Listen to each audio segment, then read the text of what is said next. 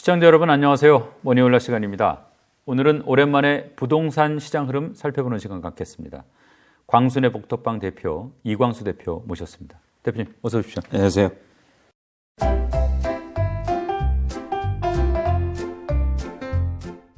오랜만입니다. 예. 요즘에 리포트 제공하는 방식 좀 바꾸셨어요? 메일을 보내드리다가 저희가 홈페이지를 만들어서 홈페이지에 회원 가입하시면 보실 수 있고요. 예. 메일을 너무 많이 보내니까 이게 힘드시죠?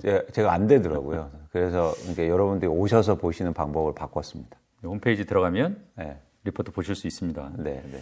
대표님, 아파트 시장 놓고 네. 본격 회복이다. 일시적 회복이다.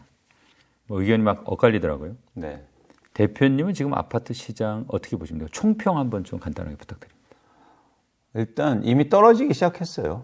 예. 네, 그래서 가격이 하락하기 시작했고요. 거래량도 줄기 시작했습니다. 그래서 지속적으로 상승이라든지 회복을 이야기하기에는 좀 빨라 보이고요. 전체적으로는 올해 2월부터 가격이 좀 회복하고 상승하다가 올해 10월부터 거래량 감소하고 10월 말 11월부터는 가격도 소폭 하락세를 보이고 있습니다. 예. 오늘은 일단 부동산 시장, 네. 그 중에서도 이제 아파트 시장에서 일어나고 있는 겉으로 드러나는 현상을 살펴보고 네. 그런 현상들이 왜 생겼는지, 네. 그렇다면 향후 시장은 어떤 쪽으로 갈지 살펴보는 그런 순서로 좀 진행을 할게요. 좋습니다. 현상을 파악하려면 일단 숫자들을 좀 봐야 할 것 같습니다. 네. 우선 아파트 가격은 지금 추이가 어떻게 되는지 한번 좀 봤으면 좋겠어요. 그러니까 전반적으로 보면 서울과 수도권 중심으로 말씀드리면 예. 예를 들어서 최고가가 10억이었어요. 예. 그러다가 7억으로 빠집니다. 그렇다가 최근에 다시 9억으로 올랐어요. 예. 이런 흐름을 예. 보였죠. 그러다가 아주 최근에는 9억이 다시 8억 5천으로 5천만 원 정도 하락한 모습으로 실거래가 기준으로 이렇게 보시면 되고요. 예. 예를 들면 이런 거죠. 아파트를 한 두 개 정도 말씀드리면 헬리오시티 워낙 큰 단지니까 예, 송파요. 많이 얘기하잖아요. 33평 아파트가 여기가 5,132세대가 있는데 최고가가 23억 8천이었어요. 예. 그러다가 16억으로 빠집니다. 거의 7억 8천이 예, 빠지는 거죠. 그러다가 21억으로 회복해요. 예. 그러다가 최근에는 20억에 거래됐어요. 이런 흐름. 아까처럼 이제 전반적인 거하고 비슷하죠. 같은 송파동의 대표적으로 재건축 단지인 그 올림픽 선수 기자촌. 예. 34평이 1933세대에 있는데요. 네. 이 아파트가 최고가가 24억 7천이었어요. 그러다가 17억으로 빠집니다. 예. 그러다가 다시 20억으로 회복했고, 그러다가 최근에는 19억에 거래됐어요. 그러니까 말씀드렸듯이 20억 올랐다가 16억 빠졌다가 그러니까 20억의 최고가였고 16억으로 빠지죠. 그러다가 한 18억으로 올랐다가 지금 한 17억 5천. 주가 차트에 비유하면은 고점이 좀 낮아지고 있다. 이렇게도 볼 수 있는 거네요. 정확한 비유십니다. 예. 거래량도 이제 매우 중요한 지표 아닙니까? 아파트 거래량은 어떻게 나타나고 있어요? 거래량은 이미 줄기 시작했어요. 10월부터. 서울 아파트 거래량 기준으로 해서 한 3천 후반대로 하다가 지금 3천 초반대, 중반대로 감소했고요. 예. 지금 10월이 지났잖아요. 10월이 지금 1,000건이 안 됩니다. 그러니까 물론 신고 기간은 한 달 더 남았는데 예. 저는 2,000건 정도로 예상하고 있어요. 그래서 가격도 조금 빠지는데 거래량은 훨씬 더 많이 빠지고 있는 그런 상황입니다. 이게 수요라는 건 아마 이제 아주 정확하게 파악하기가 쉽지는 않을 거고요. 매물은 이제 어차피 내놓으니까 대충 파악이 가능할 것 같은데 매물 물량이 좀 많이 늘고 있는 걸로 알고 있는데 어느 정도입니까 지금? 지금 매물의 양이 그래프를 한번 보시면 보시는 게 서울 아파트의 매도 물량인데요. 예. 이게 일단 제 수치로 7만 7천을 찍었는데 네. 아주 최근 자료는 8만 건까지 나옵니다. 그러니까 굉장히 빠른 속도로 증가하고 있어요. 근데 매도 물량이 증가한다는 건 시장에 주택 공급이 많아지고 있다는 얘기거든요. 예. 그러니까 집값 하락폭이 좀 커질 수 있다는 그 예측을 이거로부터 할 수 있는 거죠. 수요는 주는데 매물이 늘어나면은 집값을 하락시키는 요인이면 요인이지 상승시키는 요인은 아니겠군요. 그렇죠. 그 수요는 살 사람은 적은데 팔 사람은 많은데 많아지고 팔 사람은 많아지고 살 사람은 적어지는데 가격이 오른다? 그건 뭐냐면 대표적인 거가 아마 그럴 겁니다. 이렇게 담합했을 때. 근데 그렇게 되긴 되게 힘들죠. 네. 아파트 지금 미분양 물량은 어떻습니까? 일단 뭐 가치 판단은 배제하고 숫자 추이만 좀 한번 봤으면 좋겠어요. 7만 후반대를 최고점으로 찍었다가 지금 6만 3천 호로 전국 기준으로 해서 미분양 아파트가 줄어들었어요. 예. 네, 그래서 미분양 아파트는 일단 감소하는 그런 상황입니다. 그게 가장 줄어들었을 때는 어디까지 줄어들었었습니까? 집값 한참 좋을 때. 뭐 2만 가구 밑으로 갔었었죠. 예. 네, 만 가구. 거의 뭐 미분양이 없는 상황. 과거 돌이켜보면은 가장 미분양 주택이 많았을 때는 또 어느 정도였어요? 16만 5천이요. 야, 그럼 16만 5천에 비하면 7만 남짓은 일단은 절대적인 수치로는 뭐 그렇게 높지는 않은 건데 그게 또 경제 상황 따라 좀 다르겠죠. 그게. 그렇죠. 근데 여기서 꼭 아셔야 돼요. 지금 미분양이 감소하는 이유는 공급이 줄어들기 때문이에요. 그래서 시장이 좋아서 미분양 아파트가 감소되는 게 아니고 아예 공급을 많이 줄이니까 미분양 자체가 없는 겁니다. 예. 네, 그래서 과거하고는 조금 다릅니다. 그러니까 숫자가 줄었다고 해서 안심할 건 아니다. 그렇죠. 이거네요. 시장 상황이 좋아서 미분양 아파트가 잘 팔리는 게 아니라는 거예요. 공급을 안 하니까. 미분양 자체도, 그러니까 모수가 적으니까 미분양 자체도 사실은 많이 안 나오는 겁니다. 예. 이제 여러 부동산 경기 지표 중에 뭐 아파트 경매 건수, 낙찰가, 낙찰률 이것도 이제 시장을 보여주는 좀 하나의 뭐 바로미터 아닐까 싶은데 경매는 지금 어떻게 나타나고 경매 있습니까? 건수가 증가하고 있는데요. 워낙 경매 건수가 뭐 1000건 미만이고 이래서 의미 있게 지표를 저희가 볼 수는 없어요. 그러니까 왜 이 말씀을 드리냐면 50건이었다가 100건으로 증가하면 100%가 증가하는 거잖아요. 예. 그래서 이렇게 숫자가 작을수록 증가율이 너무 높게 나타나요. 그래서 지금 시장에서는 경매 증가가 너무 빨라지고 있다. 근데 워낙 작기 때문에 숫자가. 근데 어쨌든 절대량은 증가하고 있고 그런 상황입니다. 전국 기준으로 해서 그러니까 경매 시작한 건수가 9,800건 정도, 9,900건 정도 됐거든요. 예. 근데 이게 한 1년 전에는 5,000건 정도 됐으니까 2배 정도 증가했다. 근데 절대수가 그렇게 크진 않아서 증가율로 저희가 표현해서 시장이 막 위기다. 이렇게 저는 경매를 통해서 그렇게 얘기하지는 않습니다. 주로 이제 어떤 분들 집이 경매로 나오는 건가요? 돈 없는 분들이요. 예를 들어서 뭐 그래도 뭐 예를 들어서 이제 뭐 사업 담보를 잡혔는데 뭐 사업이 좀 어려워져서 나왔거나 이런 거는 흔히 쭉 있어 왔잖아요. 그렇죠. 근데 이제 뭔가 좀 특징적인 그런 어느 부류의 집주인들 집이 경매로 많이 나온다. 뭐 이런 거는 좀 파악이 안 됩니까? 예, 이유는 안 돼요. 저희가 왜 부동산 경매를 왜 합니까? 해서 이유를 다 얘기해 주지는 않습니다. 그래서 그걸 통계 자료로 나타나고 있지는 않은데 그냥 감으로는 뭐냐면 이제 갭 투자를 무리하게 해 놓으신 분들. 그러니까 쉽게 말해서 전세를 끼고 샀는데 은행 대출도 받고 그런데 전세 가격도 떨어지고 그리고 무리하게 투자를 해 놨으니까 이게 무자본 갭 투자라고 하는 대표적으로. 그러니까 내 돈 없이 갭 투자한 분들이 경매로 나올 가능성이 되게 크죠. 자, 지금까지 부동산 시장의 이른바 이제 현상을 보여주는 수치들을 좀 살펴봤습니다. 네. 그 이면을 좀 들여다보고 싶은데요. 네. 자, 아파트 가격이 많이 올랐다가 네. 쭉 떨어졌잖아요. 네. 그리고 이제 어느 정도는 회복한 건 맞잖아요. 네. 그럼 다시 왜 떨어지기 시작한 거죠? 일단 저희가 현상을 볼 때 중요한 건 그러니까 현상이 중요한 게 아니고 미래 전망을 해야 되잖아요. 예. 그럼 지금 일어나는 말씀하신 것처럼 변화의 원인을 찾아내야 됩니다. 네. 그렇죠? 그런 차원에서는 이 그래프를 한번 봐주세요. 네. 이 그래프는 잠실 파크리오의 84제곱미터 실거래가 현황인데요. 예. 이 아파트 가격을 잘 보시면 2018년도에 14억대여서 25억까지 2021년도에 오릅니다. 예. 그러다가 2022년도, 23년도에 16억 5천으로 떨어지잖아요. 예. 자, 왜 떨어졌냐? 이 원인을 찾아야 되잖아요. 예. 가격이 떨어진 건 두 가지 원인밖에 없습니다. 하나는 공급이 많아지거나, 하나는 수요가 줄거나. 그렇죠? 예. 근데 여기서 이 가격이 떨어졌을 때는 제가 숫자 써놓은 게 거래량이거든요. 네. 2021년도에 이 아파트 이 평형대 수가 69건이 거래됐는데 가격이 떨어지면서 32건으로 줄지 않습니까? 예. 그러니까 무슨 얘기냐면 가격이 떨어지면서 거래량이 준다는 얘기는 수요가 감소했기 때문이에요. 그래서 최근에 가격이 떨어진 이유는 뭐다? 수요 감소입니다. 그렇죠? 그러다가 2023년도에 2에 16억 5천원짜리 아파트가 23억으로 올랐고 최근에 21억 뭐 이렇게 거래되고 있는데 예. 자, 오른 이유는 뭘까요? 이때 거래량을 보면 됩니다. 거래량이 다시 32건에서 94건으로 증가하잖아요. 예. 그건 뭐냐면 수요가 다시 증가했기 때문이에요. 이거거든요. 그러니까 뭐냐면 지금 한국 시장의 변동폭을 많이 키우는 건 주택 수요라는 거예요. 예, 주택 수요가 감소하면 가격이 빠지고 주택 수요가 증가하면 다시 가격이 오르고 이거랍니다. 예. 예. 그래서 그러면 왜 가격이 다시 빠지느냐? 수요가 다시 감소하고 있기 때문이에요.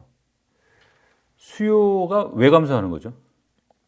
그게 되게 중요한데 부동산 시장의 수요는 두 수요가 있습니다. 재화는 다른 재화하고 되게 다른 점이 있어요. 하나는 뭐냐면 투자 수요가 있고요. 하나는 실수요가 있어요. 이런 자산 시장은 없어요. 주식은 어떤 수요만 있습니까? 투자 수요만. 그렇죠. 실수요 없죠. 삼성전자 주식 쓰는 사람 있습니까? 뭐 불지필 때나 뭐 쓰는 거. 뭐지? 그렇게 쓰면 안 되죠. 그렇죠. 예. 실물 안 보시잖아요. 아예. 그렇죠. 예, 그러니까 무슨 얘기냐면 부동산 시장에서 독특한 측면이 있다는 거예요. 수요가 두 가지 수요예요. 하나는 투자 수요와 실수요. 그런데 이 특징이 있어요. 투자 수요는요. 언제 들어오냐면 돈을 벌 수 있을 때 당연히 들어오겠죠. 그래서 지금 우리나라 집값이 2021년도에 급등하고 그리고 금리가 오르면서 투자 수요가 급감합니다. 그래서 수요가 일단 줄어서 가격이 빠진 거예요. 투자 수요가 주니까. 예. 근데 이 실수요의 특징은요. 가격이 빠지면 증가해요. 그렇잖아요. 이런 재화가 가격이 떨어지면 수요가 증가하지 않습니까? 예. 그렇죠? 그래서 가격이 빠지면 실수요가 들어온 거예요. 그래서 실수요가 증가한 거예요. 그래서 가격을 밀어 올렸죠. 그런데 실수요는 다시 가격이 오르면 비싸졌으니까 줄어듭니다. 줄어든다. 가격을 다시 빠지는 거죠. 그런데 실수요의 특징이 뭐냐면 실수요는요. 시간이 갈수록 계속 줄게 돼 있어요. 그냥 자연 감소로요. 가격하고 상관없이. 왜? 실수요가 1000명이 있는데 300명은 샀기 때문에 700명만 남아 있는 거예요. 그 대기 숫자가 점점 줄어든다 이 말씀이죠. 그렇습니다. 그렇습니다. 그래서 아까도 고점을 낮추고 있는 이유이기도 해요. 실수요가 계속 주니까. 그래서 이 시장은 결국 투자 수요가 들어오지 않는 한 집값은 계속 빠질 가능성이 커요. 그러니까 가격이 많이 떨어져서 야 이제 뭐 실수요자 입장에서 야 이 정도 가격이면 내가 뭐 사서 살 수 있지 않을까 해서 샀는데 예. 지금 이제 최근에는 또 가격이 조금씩 계속 회복을 했으니까 이 시점은 야 이 가격에는 내가 좀 사기 힘들다. 그렇죠. 그 다음에 또 산 사람 자체가 수요자에서 떨어져 나가기 때문에 수요의 풀도 줄고 네. 그런 말씀이시군요. 네, 네. 그러니까 결국은 그렇다고 하면은 최근에 아파트 가격 회복세를 주도한 분들은 실수요자란 말씀이시죠? 실수요죠. 실수요입니다. 어떻게 알 수 있습니까? 그걸? 그건 뭐냐면 생애 최초 구입 비율이 50%가 넘었고요. 예. 구입자 중에서 두 번째는 뭐냐면 실수요자가 시장에 들어와서 집을 살 때 독특한 현상이 나타나요. 왜냐면 뭐냐면 대출이 증가합니다. 그러니까 투자자들이 들어오면요. 이거 그래프 한번 보세요. 이거 2017년부터 2022년까지 갭 투자 건수예요. 예. 보시면 2017년도에 전국에서 갭 투자한 분들이 12,770명밖에 되지 않았어요. 예. 그러다가 2021년도에 23만 명으로 증가합니다. 엄청나죠. 그죠? 그러니까 이렇게 갭 투자할 때는 대출이 필요합니까? 전세 끼고 사는 거죠. 그렇죠. 그리고 대출 안 해줘요. 그래서 이때는 거래량이 폭증했는데도요, 주택담보대출이 그 유닛당 주택담보대출 금액이 낮았단 말이에요. 대출 별로 안 해주니까. 네, 대출을 안 하니까. 투자자들이 그래서 하니까. 예. 그런데 지금처럼 실수요자가 살 때는 거래 단위당, 그러니까 유닛당 대출 금액이 점점 커지고 있어요. 그건 실수요자가 사기 때문이에요. 실수요는 무조건 대출을 받으니까. 예. 그렇죠. 네. 들어가 살아야 되니까. 그렇죠. 그리고 이 비싼 가격을 대출 없이는 사실은 못 사거든요. 특례 보금자리로는 어떤 역할을 좀 했습니까? 그런 차원에서 실수요를 부추긴 역할인 거죠. 증가시킨 원인. 그러니까 상대적으로 금리가 낮은 대출이 나오니까 어쩔 수 없이 나 대출 받아서 집 사야 되는데 특례 보금 자료는 있네? 그러면 내가 집 좀 빨리 사야겠다. 이런 효과를 낸 거죠. 자, 그렇다고 하면 이제 주택담보대출을 정부가 좀 완화시켜줬고 특례보금자리를 공급을 했고 네. 결국은 이제 실수요라고 그러면은 어쨌든 객관적으로 자산을 충분하게 갖고 있는 분들은 아닌 거고 빠듯하신 분들이고 그러면 정책에 뭐 의존하는 수요 이렇게 좀 표현해 볼 수 있을 것 같은데요. 이런 수요가 지속될 수 있습니까? 그건 좀 어려운 건가요? 정책이 계속 나오면 가능하죠. 그래서 특례보금자론이 30조 원, 40조 원, 50조 원씩 계속 시장에 유동성을 공급하면 예. 있을 수 있죠. 그거는 어렵잖아요. 아니 그거는 불가능하지 않습니까? 우리나라 자본시장, 이 금융시장을 그러면 왜곡하는 건데 예. 무슨 얘기를 드리자면 그렇게 되면 어떤 현상이 일어나냐면요. 그러니까 일종의 정부가 대신 저리로서 자금을 빌려와서 그걸 제공해 주잖아요. 예. 근데 자산 시장에 자금 시장에서 가장 신용이 좋은 주체가 누굽니까? 정부잖아요. 정부가 그만큼 돈 조달을 많이 하면 실제로 돈이 필요한 분들은 신용 등급이 이거보다 낮을 거 아니에요. 예. 그러니까 훨씬 고금리로 빌려야 돼요. 그러니까 우리나라가 그럼 시장 금리가 엄청 뛰어오를 수 있다는 거예요.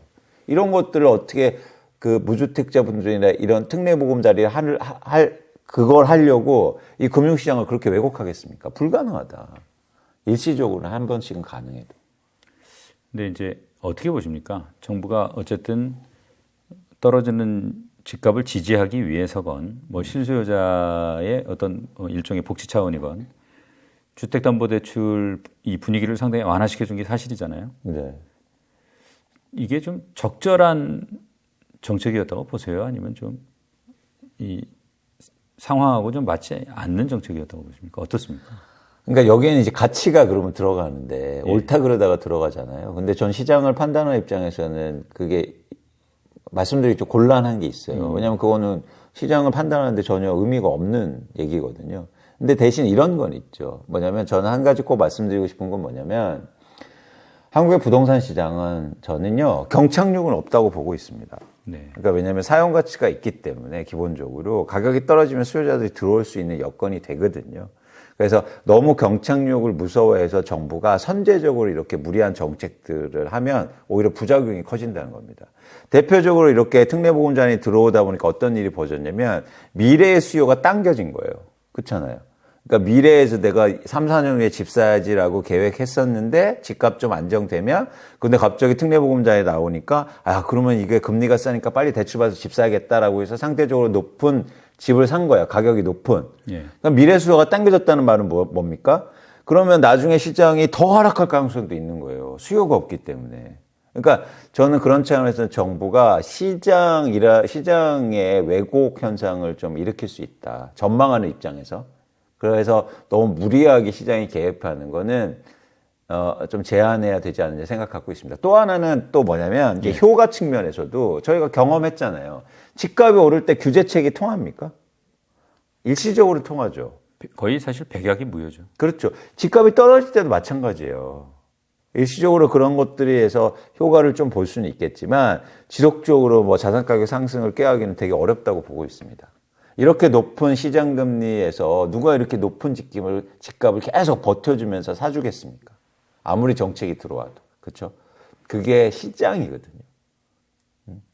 그래서 그런 측면에서는 너무 무리한 개입은 저의 예측을 어렵게 할 뿐만 아니라 또 하나 뭐냐면 시장의 그런 오히려 경착륙을 일으킬 수 있다는 우려가 있는 거죠. 만약에 정부가 추가적인 정책 수단이 있다면 뭐 어떤 게 남아 있습니까 지금? 제법 많이 썼잖아요 최근에. 그렇죠. 근데 안 쓴 게 있어요. 뭐냐면 이제 국회에 막혀갖고 세금이라든가 아니면 기타 뭐 규제 관련된 이런 뭐 것들 대표적으로 뭐 재건축 초과이익 이런 거라든가 부담금이라든가 이런 뭐 세금 국회에 법이 필요한 정책들은 못 썼거든요. 예. 근데 이런 것들이 뭐 나올 수는 있겠죠. 일부 신문 보면은 아파트 가격이 계속 막 올라갈 것처럼 보여요. 그 기사 읽고 나면. 대표님 뭐 그런 기사 보셨을 거 아니에요? 그런 기사 보시면 어떤 생각하십니까? 그게 그럴 수밖에 없어요. 왜냐면 뭐 더 잘 아시겠지만 어쨌든 미디어나 뭐 기자분들이나 기사는 대부분 현상에 주목하니까. 그래서 지금 집값이 올라갔고 지금 뭐 떨어진 상황은 아니니까. 그래서 그거 보면 아 집값 오르고 있다. 전세 가격 오르고 있다. 이거 현상만 얘기한 거죠. 근데 제가 말씀드렸듯이 전망을 하려면 현상이 중요한 게 아니라 현상이라는 건 뭐냐면 지금 오르기 때문에 나중에 오를 거라라고 얘기하는 거잖아요. 네. 근데 저희가 전망할 때는 그게 의미가 없지 않습니까? 그러니까 지금 현상이 중요한 게 아니라 이 현상을 만드는 원인을 잘 찾아서 그 원인이 어떻게 바뀔 건가를 고민해야 된다. 그런 측면에서 너무 그 신문에 의존해서 의사결정하는 건 좀 위험하다고 좀 보는 거죠. 그래서 항상 고민하셨으면 좋겠어요. 여러분들이 그런 기사를 볼 때, 왜 이런 현상이 일어나지? 이유는 뭐지? 를 꼭 질문하셔야 됩니다. 그 원인 파악을 해야 전망이 가능해요. 근데 우리는 현상만 주목해요. 집값 오른데 그래서 오를 거래. 이건 아니죠. 집값이 오른데 왜 올랐지? 그럼 원인이 어떻게 변화할 거지? 라고 가야죠. 그래야 인과관계가 파악되는 겁니다. 상관관계는 중요하지 않아요. 제가 어떤 비유를 드냐면 이제 겨울이 오는데 자꾸 겨울이 오면 붕어빵도 잘 팔리고 그 다음에 털모자도 잘 팔릴 겁니다. 근데 어떤 사람이 나와서 현상만 얘기하는 거예요. 야, 붕어빵 잘 팔리니까 털모자 잘 팔리지? 그래서 붕어빵이 잘 돼야 털모자도 잘 되는 거야. 이거 지금 제가 얘기하니까 말이 됩니까? 안 되잖아요. 근데 경제나 부동산을 볼 때는 그게 이상하게 그럴듯해요. 현상만 보니까. 근데 인과관계를 파악하려면 원인 파악을 하셔야 됩니다. 그래서 여러분들이 너무 현상에만 주목하지 않으셨으면 좋겠다. 그 말씀을 꼭 드려요. 일부 시청자들은 그때 상당히 많이 떨어졌을 때 이제 아마 더 떨어질 거다라는 그런 의견들 때문에 안 샀는데 네. 야, 그다음에 보니까 막 오르더라. 네. 잘못한 거 아니냐 막 이렇게 좀 걱정을 하시는 분들도 계세요. 그런 분들한테는 어떤 말씀 해 주시고 싶으세요? 그 저한테 막 또 뭐라고 하시는 분들 많더라고요. 그런데 이제는 이게 두 가지가 중요한데 집값이 떨어졌을 때 전 집을 사자는 겁니다. 그러면 언제가 진짜 많이 떨어졌을 때냐? 이건 두 가지 기준이에요. 하나는 뭐냐면 제가 시장의 기준을 말씀드릴 수 있어요. 그런데 두 번째 기준은 여러분들의 기준이 있는 거예요. 각자의 기준. 그래서 그 각자의 기준을 갖고 접근하셔야 돼요. 제가 그것까지 맞출 수는 없어요. 네. 그래서 이제 이 두 가지를 잘 여러분들이 내가 살고 싶으신 집을 보시면서 이 가격이 이 정도 떨어졌을 때는 사겠다라는 그 기준을 각자 가지셨으면 좋겠다. 근데 이제 시장 기준은 있어요. 시장 기준. 시장 기준은 어떤 기준이냐면 가격이 떨어졌는데 거래량이 많이 증가할 때가 사실은 내 집 마련하기 가장 좋은 시점이에요. 근데 그건 각 아파트별로 다 다른다는 거죠. 이때가 전형적으로 어떤 현상이 일어나냐면 평균 가격이 떨어집니다. 그러니까 지금 이번에 저희가 경험한 하락은요, 진짜 하락이 아니었어요. 제가 어떤 말을 많이 쓰냐면 많이 떨어졌는데 많이 떨어지지 않았어요. 왜요? 하락폭은 컸는데, 그죠? 떨어진 개수가 많지 않았다고요. 그러면 내가 사고 싶어도 그 가격에 살 수가 없었다고요. 내가 그때 샀어야 됐는데, 아니요, 못 샀어요. 왜냐면 그런 게 몇 개 안 됐으니까. 한 건인데 어떻게 삽니까? 16억으로 떨어지기 한 건이었다고요. 살 수 없었다. 근데 그건 진짜 떨어진 게 아니에요. 진짜 떨어지려면 그렇게 떨어진 게 많아야 돼요. 그래서 17억에 향후로 17억으로 떨어진다고 해요. 예전에 들어서. 근데 16억보다는 덜 떨어진 거잖아. 아니에요. 17억짜리가 10개가 생길 거예요. 그래서 매물의 양이 중요한 거예요. 그러면 언제가 내 집 마련하기 훨씬 좋은 시점입니까? 앵커님 보시기에? 16억 한 채예요? 17억 10채예요? 그러니까 사고 나서 집값 아마 움직임이 좀 중요할 텐데 그렇게 17억짜리가 여러 채가 나오면 시장은 이제 그 단계를 거쳐서 반등을 할 테니까 그때가 오히려 사기 좋은 때다. 이런 겁니까? 너무 정확한 말씀. 그리고 내가 사기에도 편하잖아요. 16억 못 산다니까요? 이거 사러 갔으니까 팔렸어요. 그러면 막 호가가 올라가요. 이런 시기라고요, 지금은. 그러니까 그때는 내 집 마련하기 쉽지 않았다. 근데 앞으로 이제 내 집 마련이가 쉬운 시점. 근데 여기서 17억을 16억보다 높잖아 하고 판단하시면 안 된다. 되게 중요합니다, 이거. 이거 주식이랑 참 비슷한데요. 주식을 발바닥이 아니고 발목 정도, 무릎 정도에 사는 게 좋다 이렇게 얘기하잖아요. 그러니까 주식하고 다른 점은 뭐냐면 주식은 양이 계속 많잖아요. 네, 근데 이거는 살 수가 없다고요. 사고 싶어도. 그러니까 내가 발바닥에 주식은 살 수 있어요. 살 수 있다. 상대적으로. 네, 예. 살 수 있어요. 근데 주택은 그게 의미가 없다는 그 거예요. 바닥일 때는 양이 별로 없다. 그렇습니다. 그러니까 바닥일 때의 양보다도 그건 진짜 바닥이 아니다. 그건 진짜 내 집 마련 좋은 시점도 아니다는 거예요. 떨어진 게 많아야 돼요. 너무 이 대표님 욕하실 필요 없겠네요. 아니, 그러니까 그 양적인 측면에서 여러분들이 좋은 기회가 온다. 예, 그걸 좀 말씀드리고 싶어요. 그래서 예를 들면 이거죠. 그래프를 한번 봐주세요. 이거 아까 이게 잠실 아파트의 거래 건수와 거래 평균 가격인데 예. 우리나라 집값이 많이 빠질 때가 2007년, 8년, 9년, 2007년, 8년, 10년, 11년, 12년이거든요. 예. 근데 잘 보시면 가격의 절대 가격으로 가장 낮았던 때는 사실 2008년이에요. 2008년에 이 아파트 가격이 한 채만 엄청 빠졌던 적이 있어요. 근데 평균 가격으로 하면 언제가 가장 낮습니까? 2012년이잖아요. 예. 그죠? 2012년부터 평균 가격이 낮아지니까 아까 앵커님 말씀하신 거 그 뒤로부터 오르지 않습니까? 그렇죠. 그래서 이 평균 개념이 되게 중요합니다. 알겠습니다. 네.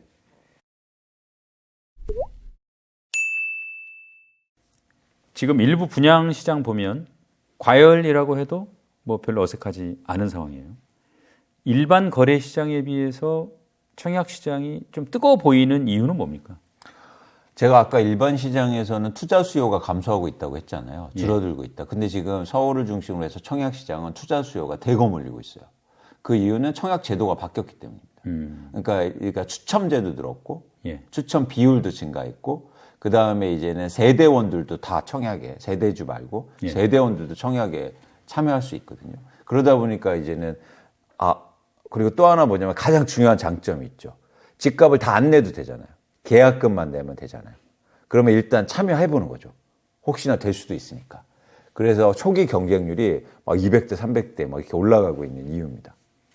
그러니까 지금 초기 투자금이 낮다. 네. 그게 분양시장이 좀 뜨거워 보이는 이유 중에 하나다. 그쵸. 이렇게 말씀하신 건데.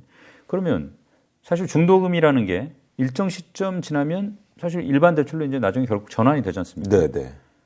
그러면 집값이 예를 들어서 뭐 돈이 많으면 좋은데 네. 뭐 그렇게 자금 여력이 충분하지 않은 상황이면 집값이 많이 오르면 또 그나마 괜찮은데 집값이 오르지 않거나 또 금리가 뭐 충분히 떨어지지 않거나 하면은 나중에 결국 그게 뭐 일종의 폭탄 비슷한 거 아닙니까? 어떻습니까? 그러니까 지금 청약 받으시는 분들 중에 투자로 들어오시는 분들은 그런 목적이 없어요. 여기에 살 생각은 없는 거예요. 분양권 전매죠.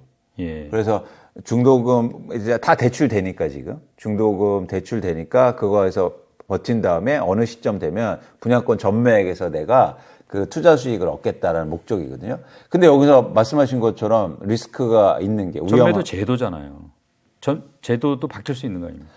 바뀔 수 있는데 더 중요한 건 뭐냐면 만약 전매가 안 된다면 살 사람이 없다. 제도를 떠나서 네. 그 전매 바통을 넘겨받을 사람이 없다면 그렇죠. 그럼 아예 나중에 대출받을 여력도 안 되기 때문에 이건 그냥 계약 해지가 돼버려요. 그러면 계약금 날리잖아요. 예. 거기다 대고 예를 들어 뭐 10억짜리 아파트 되면 계약금이 10% 내면 1억인데 그래서 최근에 건설사들이 계약금 비율을 올리고 있는 이유이기도 합니다. 능력 있는 사람이 그렇죠. 와라. 근데 어쨌든 그럴 가능성이 크다. 그러니까 분양권 전매가 안 될 가능성이 있어요. 그리고 또 하나 뭐냐면 아직까지 실거주 의무가 지금 계속 있어요. 네. 그러니까 이게 살 사람들도 망설이는 거죠. 그래서 최근에 어떤 거냐면 능력도 없고 투자 목적으로 들어왔다가 딱 당첨이 되니까 놀란 거예요. 그러니까 아예 그냥 처음부터 계약을 청약 당첨을 취소하는 사례도 증가하고 있습니다. 그러니까 경쟁률이 300대 1이었는데 당첨된 사람이 계약을 안 한다고요. 그냥 한번 넣어보는 거예요. 아, 그런 분들도 상당수 있는 거군요. 그러니까 지금 또 뭐 무순위 청약 또 이런 것들이 또 나오거든요. 그러니까 시장이 교란 요인이 있는 거예요. 그러니까 투자 수요가 들어오면서 투자 수요일 수 있고 투기 수요일 수도 있는데 그분들이 시장에 그 청약 시장에 들어오는 비율이 커지고 있다. 그래서 청약 시장이 더 불안한 거죠. 청약 얘기 나온 김에 그럼 뭐 청약 전략이라고 할까요? 청약에 관심 있는 분들께 뭐 어떤 좀 조언해 주시겠습니까? 그러니까 지금 가장 청약 시장의 문제가 뭐냐면 어쨌든 분양가가 계속 올라가고 있다. 예. 근데 봐봐. 청약 경쟁률 엄청 높지. 앞으로 분양가가 계속 올라갈 거예요. 내 집 마련하면 바로 그래서 청약 시장 참가해서 바로 이 집 사셔야 돼요. 이거거든요. 이거거든요. 근데 핵심은 이거예요. 뭐냐면 분양 가격이 계속 올라갈 수는 없다. 그래서 너무 조급해 하실 필요가 없다는 거예요. 그래서 분양 가격을 합리적으로 생각하셔야 된다는 겁니다. 내가 청약에 당첨되는 청약을 하려는 아파트가 분양가가 비싼지 싼지. 지금 이런 현상이 나타나. 같은 지역인데요. 올해 조금 한 4, 5년 된 아파트는 10억에 팔리는데 새로 분양하는 아파트는 12억이에요. 근데 이건 거래가 안 돼요. 10억짜리는. 근데 이 아파트는 300대 1 경쟁률이에요. 왜 이럴까요?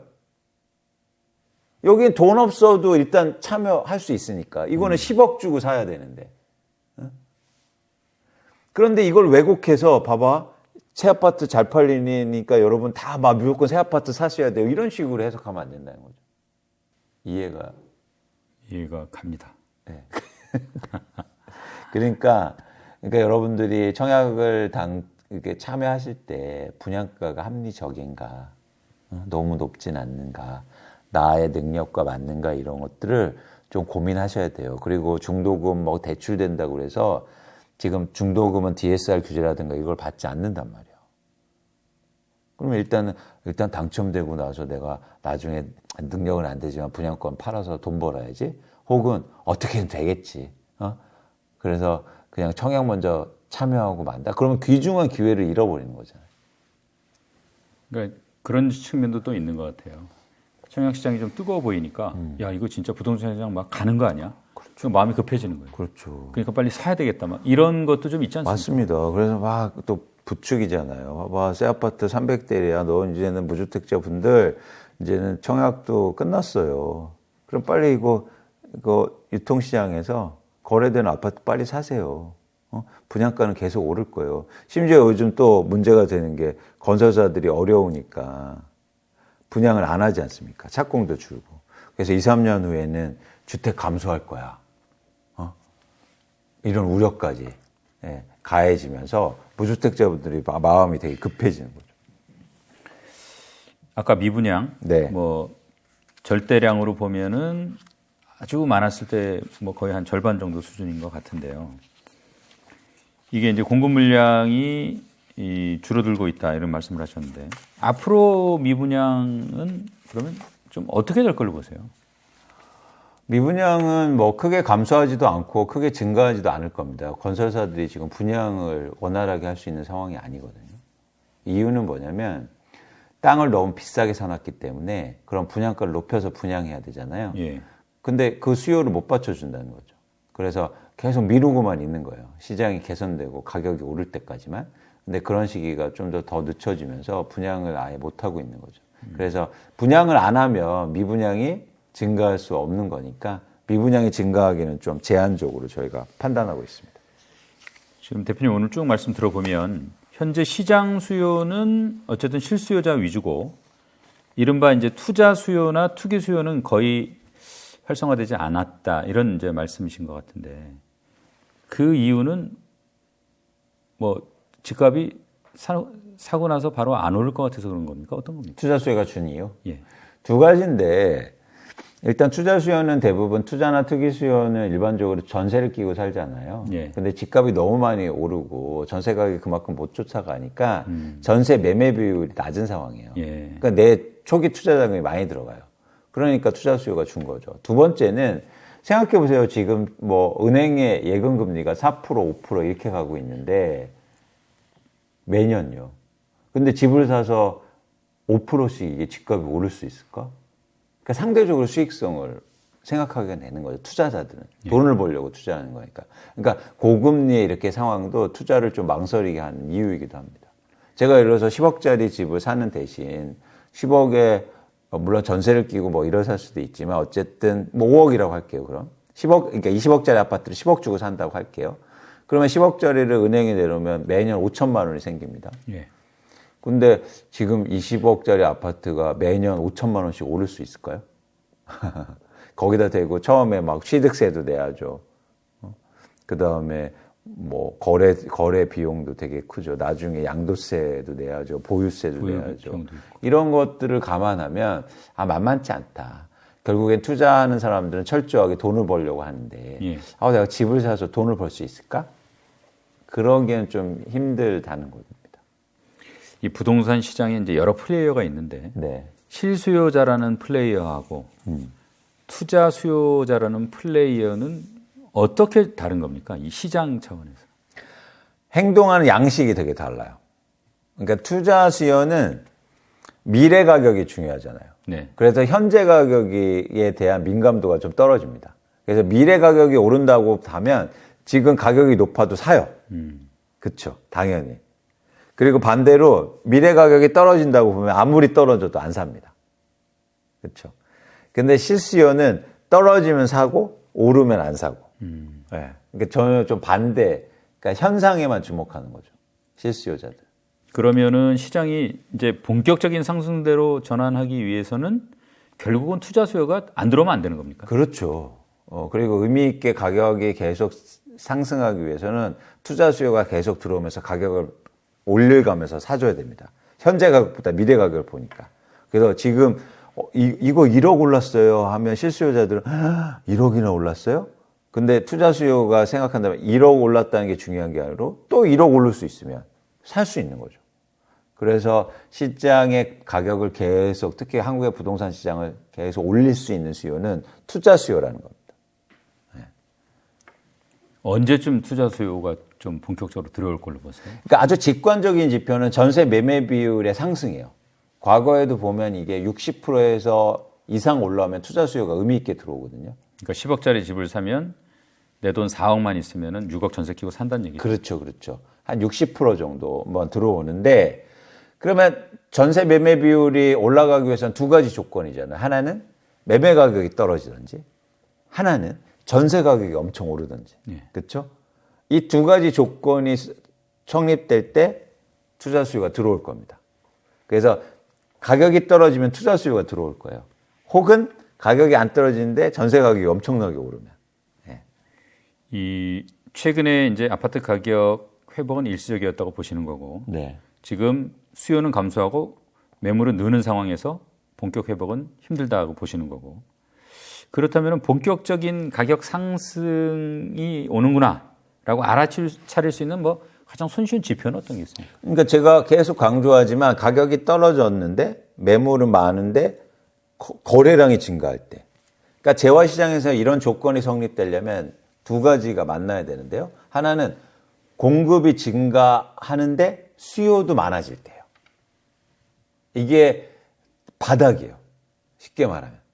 그러면 제가 주택 가격을 결정하는 공급은 매도 물량이라고 했죠. 예. 매도 물량은 많은데 수요가 살 때. 근데 지금 매도 물량만 많잖아요. 수요는 줄어 있고. 근데 매도 물량이 더 많아지고 가격이 내려가면 수요가 드디어 많아지겠죠. 그러면 이때가 거래량이 막 되기 시작합니다. 이때가 쉽게 말하면 내 집 마련할 때고 집값이 바닥을 찍을 때입니다. 그러니까 그런 객관적인 상황하고 또 객관적인 상황만 봐서는 안 되고 내 자금 상황이 있으니까. 그렇죠. 이 두 개가 딱 맞으면 정말 좋겠군요. 그렇죠. 그래서 이건 시장 상황이고 내가 보는 아파트가 시장보다도 더 빨리 매물은 많아졌는데 거래가 빨리 될 수 있잖아요. 그렇죠? 제가 원하는 아파트가. 전 시장은 그래서 구체적으로 내가 내 집 마련한 아파트들을 그렇게 판단해 보시는 게 되게 중요합니다. 제가 그걸 다 맞춰줄 수는 없어요.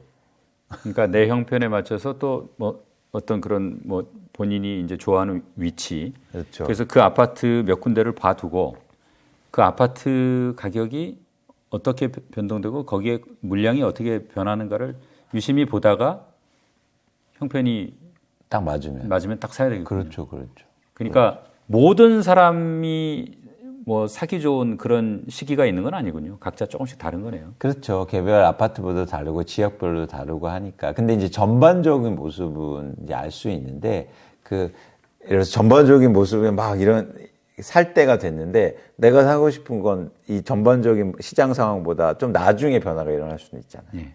그래서 이렇게 얘기할 수 있죠. 제가 거래량 이제 가격 빠져서 거래량이 회복하고 추세적으로 증가하니까 내 집 마련하십시오. 근데 내가 보는 아파트는 안 빠졌어. 이렇게 말씀하실 수 있죠. 그건 이제 나중에 변화가 일어날 수도 있다. 아예 변화가 안 일어날 수도 있겠고. 그래서 제가 꼭 제안하고 싶은 건 시장이 안 좋았을 때는 부동산을 내 집 마련할 때는 그 리스트 중에서 가격이 가장 많이 빠진 걸 사는 거예요. 시장이 안 좋을 때. 부동산은 그래야 됩니다. 왜냐하면 사용 가치가 있기 때문에요. 많이 빠질수록 안전해요. 주식은 반대예요. 많이 빠질수록 안전하지 않아요. 더 떨어질 수 있습니다. 그렇죠. 예. 사용 가치가 없기 때문에. 상패도 될 수 있고. 그렇죠. 그렇죠. 예. 근데 부동산은 상패는 없다. 그래서 많이 빠진 그 10개 중 뭐 5개 중 리스트 중에 많이 빠진 거를 더 관심 있게 보시라는 말씀을 드리고 싶습니다. 대표님 나오신 김에 몇 가지만 더 여쭤보겠습니다. 네. 이제 아파트 신규 공급이 여러 이유로 줄고 있어요. 네. 이게 이제 향후에 결국 집값을 올리는 원인으로 작용하지 않겠냐. 이런 우려에 대해서 어떻게 생각하세요? 그 논란이 되게 커요, 지금. 너무나 또 당연하게도 들려요. 그죠? 건설사들이 아파트를 안 지으면 2, 3년 후에 집값이 오른다. 근데 저희가 이제는 투자나 뭐 자산 시장이나 이게 사회과학을 얘기하는 거잖아요. 저희가 산수나 화학이나 물리가 아니지 않습니까? 그래서 이제 정확히 정답은 진리는 찾아낼 수는 없어요. 네. 그렇기 때문에 이제 과거에서 이거 유사한 경우가 있었는가 이걸 파악하는 게 되게 중요한데 정확히 비슷한 논란과 전망이 있었던 시기가 있습니다. 언제입니까? 언제냐면 같이 보시면 예. 2009년, 2010년도 부동산 기사예요. 예. 이게 지금하고 똑같아요. 2, 3년 후에 주택 공급 대란 우려. 국토장관 3년 후 주택 부족할 수 있다. 그래서 막 주택 공급 정책이 나오거든요. 이게 요즘 보는 헤드라인인데 이게 보니까 2009년, 2010년이군요. 똑같죠? 이거 국토부 장관 이름만 바꾸면 지금하고 똑같습니다. 2, 3년 후 주택 부족 현상 올 수 있다. 이거 요즘 다들 얘기하고 있거든요. 그러니까요. 그러면 자, 2009년, 10년도에 나왔으니까 2, 3년 후에 주택 공급 부족했으니까 그럼 집값 급등해야겠네요. 그죠? 이건 우리가 검증이 가능하잖아요. 그렇죠. 다음 그래프 한번 볼게요. 예. 다음 그래프. 이거 아까 말씀드린 잠실 아파트의 실거래 가격입니다. 2007년도에 13억 6천에 거래되던 게 2009년도에 7억 7천으로 빠져요. 예. 근데 빠지면서 주택 공급 부족하다, 건설 안 한다 이러니까 이게 다시 13억으로 오릅니다. 예. 실수요자들 막 사니까. 근데 이 13억이 다시 어떻게 됐습니까? 8억 2, 3년 5천까지 후에 빠졌네요. 8억 5천원 빠졌어요. 근데 중요한 건 뭐냐면 잘 보세요. 빠진 양이 훨씬 많죠. 이 점이 많네요. 네. 그러니까 평균 가격이 엄청 떨어졌는 거예요. 이해하셨죠? 예. 근데 이 가격이요, 13억이 2015년까지 회복을 못 해요. 공급 부족하다는데 집값은 왜 빠지고 왜 안 오릅니까? 그래서 공급 부족하다고 급한 마음에 샀으면 어떻게 됐을까요? 오랫동안 고생 힘들었죠. 예. 마음고생 하셨죠. 그래서, 근데 이런 현상이 왜 일어나냐? 원인 파악을 해야 된다는 거죠. 두 가지 때문입니다. 첫 번째, 집값은요, 공급하고 수요가 결정해요. 공급이 결정하는 게 아니라, 공급이 줄어도 수요가 더 줄면 가격이 빠지는 거잖아요. 그렇죠? 그래서 이때는 수요가 더 많이 줄었기 때문에 가격이 빠진 거예요. 두 번째, 건설사들이 짓는 아파트 공급도 중요하지만 매도 물량도 중요한 공급이다. 건설사들이 공급을 줄여도 매도 물량이 많으면, 즉 내가 살 집이 많아지면 그러면 공급이 증가하는 거잖아요. 그러면 집값이 빠질 수 있다는 거예요. 그래서 이 두 가지를 여러분 꼭 아셔야 된다. 가격은 수요와 공급으로 결정된다. 두 번째는 뭐냐면 집값을 결정하는 또 중요한 공급은 매도 물량이다. 아파트가 많이 안 지어도 시장에서 살 수 있는 아파트가 많아지면 집값은 하락할 수 있다는 거예요. 그래서 단순하게 집을 안 짓는다에 너무 크게 관심을 둬서 집값은 무조건 오를 거다 이렇게 얘기하면 안 된다. 네. 지금 현상적으로 보면 아파트 가격이 뭐 어느 정도는 이제 최저점 비하면 올랐고 네. 전세 가격도 보니까 뭐 동반해서 어느 정도는 좀 올라졌고. 자, 그러면 우리가 흔히 걱정하던 역전세난 이거 뭐 걱정 안 해도 되는 겁니까? 그렇진 않아요. 왜냐하면 지금 저희가 전세 가격이 올랐다는 건 예를 들어서 월별이에요. 이거 완전 틀린 얘기예요. 자, 전월보다 전세 가격이 올라서 역전세가 없어졌다. 이게 말이 됩니까? 2년 전이랑 비교해. 그렇죠. 4년 전이. 그렇죠. 역전세라는 개념 자체가 2년 전보다 가격이 어떻게 됐느냐. 떨어졌을 때 역전세라는 용어를 쓰잖아요. 월별로 올라도 2년 전보다 이 가격이 낮으면 역전세잖거든요. 그렇죠. 근데 2년 전에 전세 가격이 가장 고점을 찍었단 말이에요. 그 가격보다 지금 계약하는 가격이 낮단 말이에요. 그러면 역전세가 계속되고 있는 겁니다. 그러면 역전세가 안 일어나는데 왜 사람들이 지금 요즘 전세 반환 대출이 증가하고 있는데 왜 대출 받아서 돈을 돌려주고 있겠습니까? 그렇죠? 역전세가 지금 문제가 계속되니까 대출이라도 받아서 돌려주고 있는 거거든요. 또 하나 이제 궁금한 게 네. 영끌족 열풍 이 후유증을 낳고 있지 않습니까? 뭐 500만 명이라는 얘기도 있고 한데 이 영끌족들한테 어떤 조언을 해주시겠어요? 그러니까 이게 영끌족이라는 단어가 저는 되게 마음에 안 드는데, 예. 그러니까 왜 안 되느냐면 이게 한국에서 집을 사는데 어떻게 대출을 안 받습니까? 그리고 사실은 집을 살 때 최선을 다해야죠. 내 집만 하는데 예. 뭐 대출이 가능하면. 그래서 대출 자체가 문제가 아니고 예. 대출 일으켜서 비싼 집을 사서 문제예요. 가격이 너무 높았을 때. 예. 그래서 이제 문제니까 여러분 대출이 나쁘다는 게 아니고 대출을 일으켜서 집을 살 수밖에 없는데 가격이 내려왔을 때 대출 받아서 사시라. 그 말씀을 꼭 드려요. 그래서 이번에 경험을 하셨잖아요. 한국 집값도 떨어질 수 있다. 그리고 새로 시장에서 뭐 30, 40대 중에서 내 집 생애 첫 주택 매입하는데 여러분들 경험이 없을 거 아닙니까? 계속 오르는 경험만 해왔거든요. 예. 그래서 다들 어떤 믿음을 갖고 있냐면 집값은 계속 오르는 거야. 내가 그때 동안 계속 올랐잖아. 그런데 그 전에는 사실 집값 빠지고 최근에 경험을 했잖아요. 그래서 여러분들이 꼭 이거 두 가지. 자, 집값은 빠질 수 있다라는 거. 감안했으면 좋겠고, 또 집은 어쩔 수 없이 대출을 받아서 사야 되는데, 집값이 떨어졌을 때 그럼 대출 받아서 사자라는 거죠. 제가 집값이 계속 빠진다는 얘기를 드리고 싶은 게 아니에요. 집은 언제 산다? 빠졌을 때 사면 너무 좋지 않습니까? 그렇죠? 그리고 빠진다는 걸 지금 보여주고 있고. 네. 마지막 질문 드리겠습니다. 네. 강남 불패론. 강남이 제일 위험하다. 이 강남 아파트를 볼 때 어떤 관점이라고 할까요? 이 강남 아파트를 어떻게 부동산 시장에서 좀 이 투자자들은 생각을 해야 되는 겁니까? 실수요자건 뭐 투자자건. 요 표를 같이 한번 보시면 이건 지역별로 자가 점유율 현황이에요. 예. 잘 보시면 서울이 43.5%로 가장 낮습니다. 네. 자가 점유율이 낮다는 건 내 집에 사는 비율이 적다는 거고요. 누군가 투자 목적으로 집을 많이 보유하고 있다는 거예요. 예. 서울은 투자자들이 집을, 아파트를 가장 많이 보유한 지역이에요. 왜 그랬을까요? 돈이 될 거니까. 그렇죠? 반대로 제일 높은 지역은 울산인데 광역시 중에서 예. 63.9%입니다. 그러니까 그런 측면에서 서울을 제가 말씀드린 게 서울 중에서도 강남이 자가 점유율이 가장 낮아요. 맞아요. 예. 결국 이제 투자자들이 전세 끼고 샀다는 얘기네요. 그렇죠. 많이 가지고 있다. 그래서 이 투자들이 많이 갖고 있기 때문에 변동성이 큰 겁니다. 가격이 이번에도요, 강남 상구 뭐 송파구라든지 가장 많이 빠져요. 그러다가 빠지니까 회복 탄력성도 되게 크잖아요. 그래서 이 변동성이 큰 거예요. 투자를 많이 하기 때문에. 그래서 그걸 꼭 차이점을 감안하셔야 된다.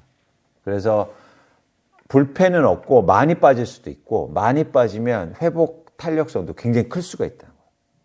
그래서 이걸 꼭 감안하셔서 강남이나 서울을 판단하시면 좋겠습니다. 아이고, 오늘 말씀 고맙습니다, 대표님. 고맙습니다.